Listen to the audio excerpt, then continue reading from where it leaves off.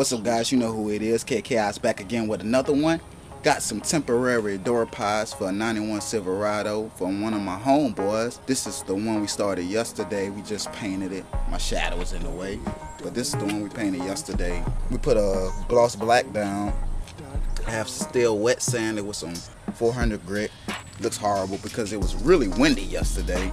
I cut my holes out with a jigsaw. I need to buy a router. Over here we got the other one that has some coats of bed liner on it. Looks a whole lot better. It got wet sanded today with that 400 grit. Got at least 3 coats of bed liner on it.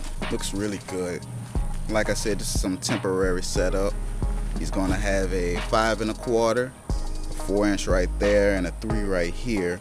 Just something to tie him over until we do his permanent door pods in the future.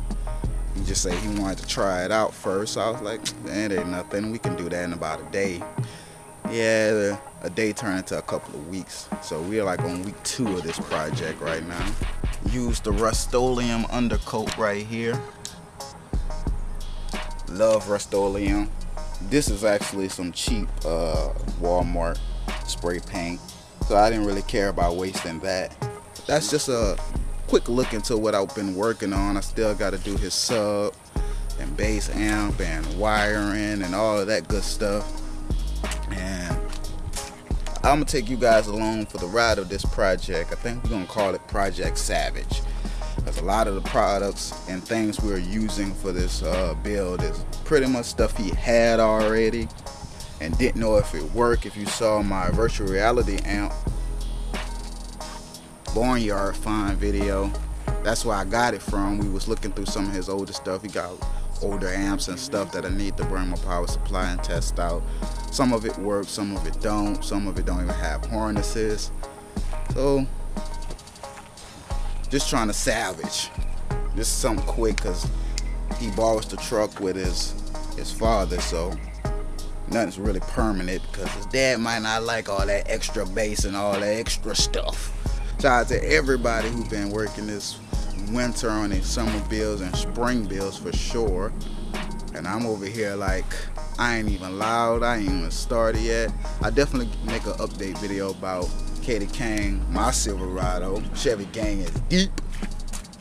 So be on the lookout for that one, guys. You know who it is, Khaos. And I'll see you guys on the next one. Alright guys, here's an update on a piece that I was working on earlier that I had sprayed with the Rust-Oleum undercoat. I went to go move it from outside to bring it in after an hour wait time, and should have known better. I know you can't see it under this lighting because it's on the back porch, but right here I have a finger smudge from picking it up. So I got it under the heater right now, just trying to dry it out so I can move it to store it for later. But after some research on the Rust-Oleum undercoating, since it's my first time working with the product, I trust Rust-Oleum. That's what I painted my dash with. That's what I've always used, was Rust-Oleum. That this undercoating does not dry no matter how long you have it set out. And I was confused because it happened to me. So I've been using the overspray here to determine if it's drying, which it is. Right here, it's still moist. Now I had about 20 minutes in between the first coat. This is first coat and the last coat. I have 3 coats laid down besides the primer and the original gloss black that I was using for a base. So I was thinking it was something that I was doing wrong, but I think it's just the product itself. And the climate and humidity today was very low, but it was like 59 degrees out here. Tomorrow it'll be like 70, bipolar weather. So I'm gonna let it sit out here under the heater. It's been out here for about 2 hours. I've been rotating the piece under the heater and whatnot. So that's just a update.